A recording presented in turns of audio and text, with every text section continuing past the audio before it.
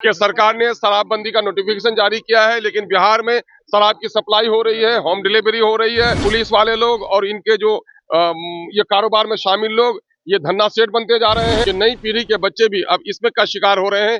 Police हर जगह इसमें के सप्लायर से पैसे ले रही है। स्कूल जाने वाले, प्राइमरी स्कूल जाने वाले बच्चे वो इनको सोल्यूशन वगैरह वो ये सब कुछ सूंघ सूंघ करके बर्बाद हो रहे हैं। जनता का क्या होगा, बिहार के भविष्य का क्या होगा, इनकी कोई चिंता इस सरकार को नहीं है। तो हर कानून की समीक्षा होती है। मुझे लगता है कि जो अपना शराबबंदी वाला मामला है, उस कानून पे भी समीक्षा की मैंने बात जो है सो आज सदन में उठाई है। राजस्व का नुकसान तो हो ही रहा है, बड़े पैमाने पे नुकसान हो रहा है। रालोमो विधायक ने सदन के दरमियान शराबबंदी की समीक्षा की बात कही। वहीं उन्होंने साफ तौर पर कहा है कि इस शराबबंदी की समीक्षा होनी चाहिए, क्योंकि जिस तरह से रेवेन्यू का नुकसान हो रहा है, कहीं ना कहीं एक बार फिर से शराबबंदी की समीक्षा होनी चाहिए।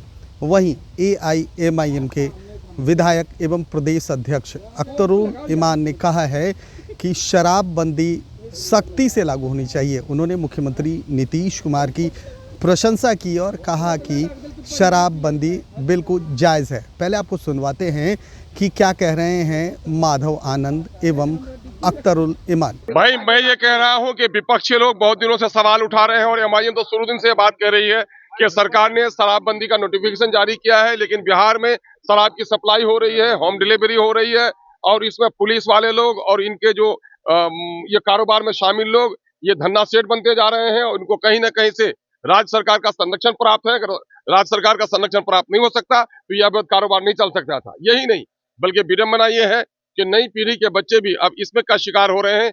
पुलिस हर जगह इसमें के सप्लायर से पैसे ले रही है। गांजा, चरस, क्या क्या नशे की सामान है वो सारा चल रहा है और स्कूल जाने वाले, प्राइमरी स्कूल जाने वाले बच्चे वो इनको सोल्यूशन वगैरह वो ये सब कुछ सूंघ सूंघ करके बर्बाद हो रहे हैं और सरकार बिल्कुल इसकी कोई चिंता नहीं है। सिर्फ गद्दी कैसे बचेगी इनको यही फिक्र है।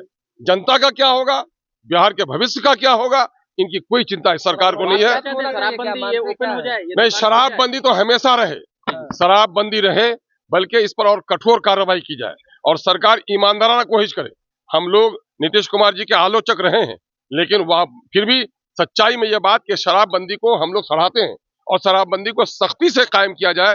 नीतीश कुमार जी बेचारे इस वक्त नहीं है एक्टिव, इस वजह से जरा सा सब मामला गड़बड़ सरबड़ कर रहे हैं लोग। थोड़ा पिया करो जाना जा रहा है। अब मांझी जी कहेंगे, मांझी जी को मैं कहूं कि दलित समाज को अगर उठाना है तो इन कुरीतियों से समाज को बचाना होगा, वरना कुछ ऐसे लोग हैं जो दलितों को, कमजोरों को हमेशा कमजोर रखना चाहते हैं, वो लोग इस तरह का गलत धारणा पैदा करते हैं।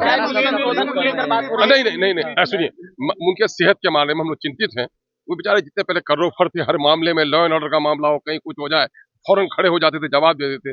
कहीं ना कहीं अब तबीयत खराब है तो किसी को तो भाई तो जाहिर है। मैं तो कहता हूं कि और कठोर होना चाहिए और शराबबंदी वाकई शराबबंदी होनी चाहिए। कथनी और करनी में सरकार के फर्क नहीं होना चाहिए। ये बात तो हम लोग कहते रहे हैं, लेकिन ये सरकार कहती कुछ है, करती कुछ है। कहती पश्चिम पश्चिम जाती पूरब की ओर है, तो जाहिर है।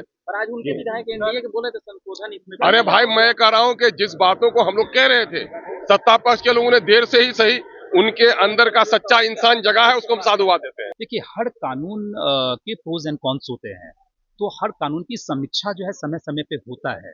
कोई भी ऐसा कानून बताइए जिसकी समीक्षा नहीं हुई है। आईपीसी की धारा कितनी बार चेंज हुई है, कितनी धाराओं में चेंज किया गया है, तो हर कानून की समीक्षा होती है। मुझे लगता है कि जो अपना शराबबंदी वाला मामला है, उस कानून पे भी समीक्षा की मैंने बात जो है सो आज सदन में उठाई है और मुझे पूरा विश्वास है कि आदरणीय मुख्यमंत्री जी चूंकि इस तरह के निर्णय लेने के लिए जाने जाते हैं, जब उनको वक्त लगता है कि अब सख्त कानून बनाने की आवश्यकता है तो कानून भी बनाते हैं, जब उनको लगता है कि थोड़ा सा जो है अब इस पे संशोधन की आवश्यकता है तो संशोधन भी करते रहे। इसीलिए मैंने अपनी ही सरकार से जैसे आग्रह किया और मुझे पूरा विश्वास है कि मुख्यमंत्री जी इस पर सोचेंगे। अब सफल है नहीं सफल है तो समीक्षा की बैठक जब होती है, जब समीक्षा करते हैं किसी कानून का, तब उस पर चर्चा करते हैं। मैंने कहा ना, हर कानून के प्लस पॉइंट भी हैं तो निगेटिव पॉइंट भी है, तमाम तरह की चीजें होती है।